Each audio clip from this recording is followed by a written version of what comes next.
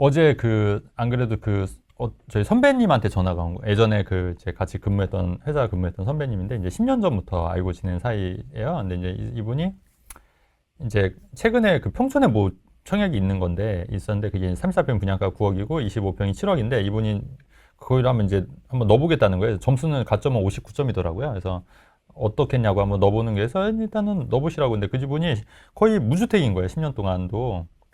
10년이니까 벌써 2014년도 얘기지 않습니까? 근데 무주택인데, 근데 이제 갖고 있는 자산이 얼마냐고 물어보니까, 이제 순자산이 얼마냐고 물어보니까 이제 3억 정도 있는 거예요. 근데 3억인데, 어차피 2년 후니까 1억 정도 더 모아서 이제, 9억짜리, 34평 9억짜리 사면은 대출 5억을 받아야 되니까, 제가 볼 때 5억에 5%면 2,500이니까 한 달에 이자만 200이니까, 200이 넘으니까, 만만치 않다. 그렇기 때문에 많이 하실 거면 25평 해라. 25평은 7억이니까. 그럼 7억은 그래도 조금 이제, 뭐 1억 정도 더 모은다고 하더라도 4억이니까 또 1억, 2년 동안 1억 못 모은 경우도 많아요, 사실. 그러니까 말이 그렇다는 거지. 그러면 현재 갖고 있는 순자산 3억으로 9억짜리는 무리가 맞잖아요.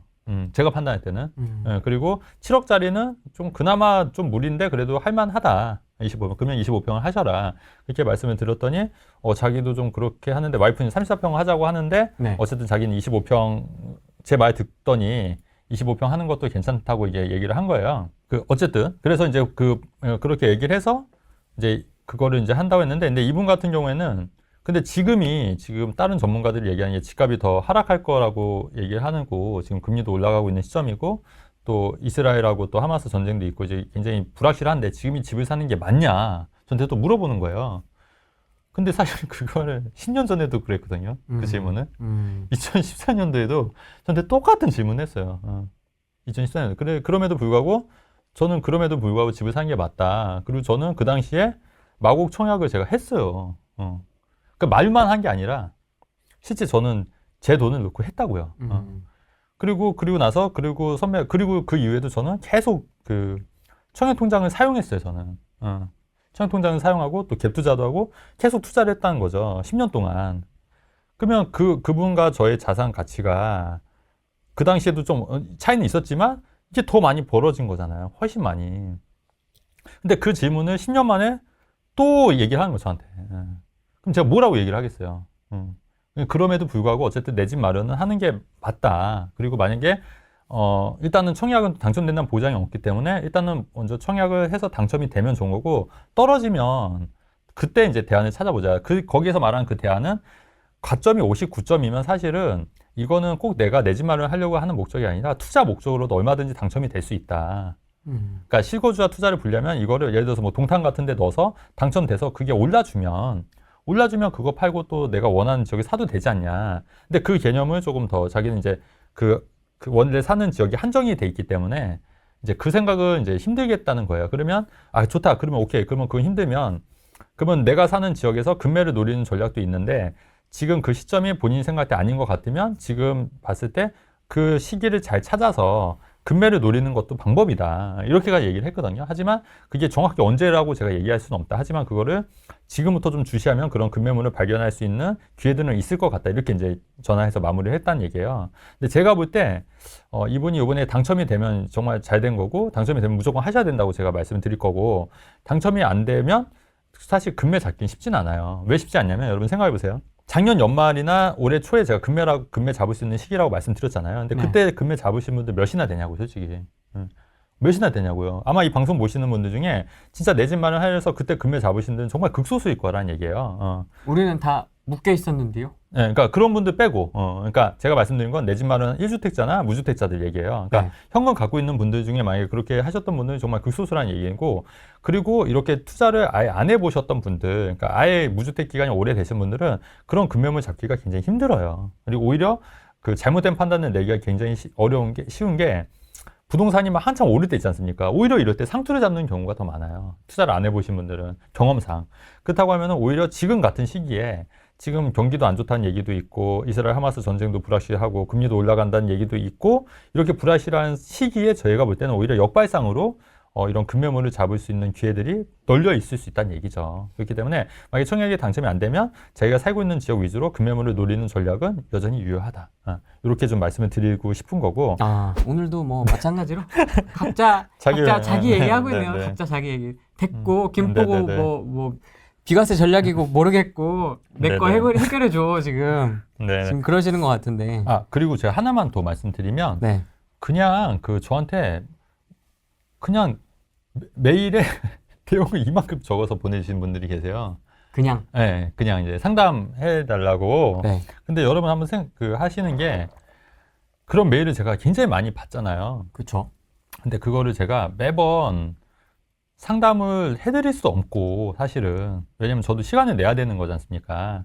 그래서 그런 거는 조금 지양해 주신 게 맞는 것 같아요. 그러니까 제가 이런 말씀을 드리냐면, 그러니까 예전에는 저도 뭐 책 저자입니다 해서 독자입니다 이렇게 해서 뭐 하면은 상담도 하고 했는데 사실 그런 게 의미가 없을 것 같아요. 의미도 없고, 그리고 저도 어쨌든 제 시간을 빼서 하는 건데 근데 그건 아닌 것 같고, 그리고 여러분 또 생각하는 게 무료 상담이 썩 좋은 게 아닌 게 네.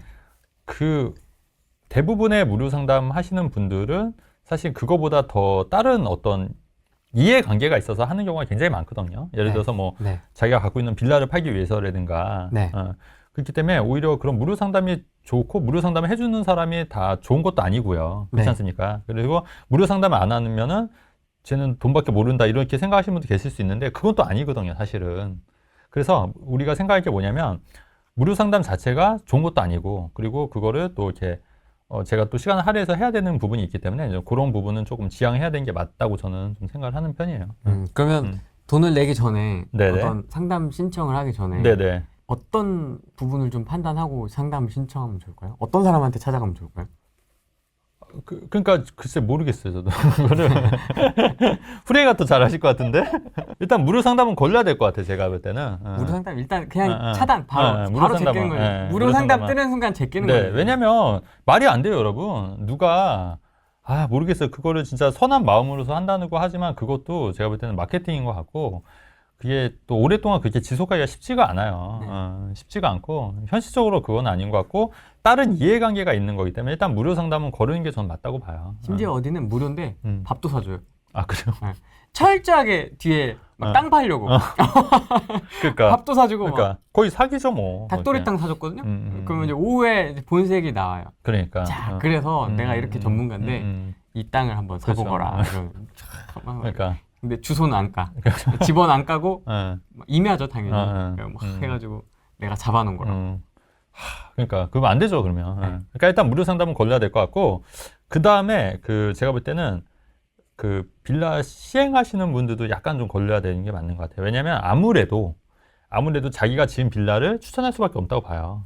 아무래도 그렇기 때문에 이것도 조금 걸리셔야 될 것 같다는 생각이 들고, 그리고 너무 또 일방적인 그런 그 관점이 있으신 분들, 예를 들어서 뭐 계속 하락할 것만 주구장창 얘기하시는 분들도 전 좀 아닌 것 같고. 근데 그런 분들도 상담을 하는데 왜 상담을 하는지 모르겠어요. 어차피 만나면 어차피 하락할 거니까 사지 마 이럴 거잖아요, 어차피.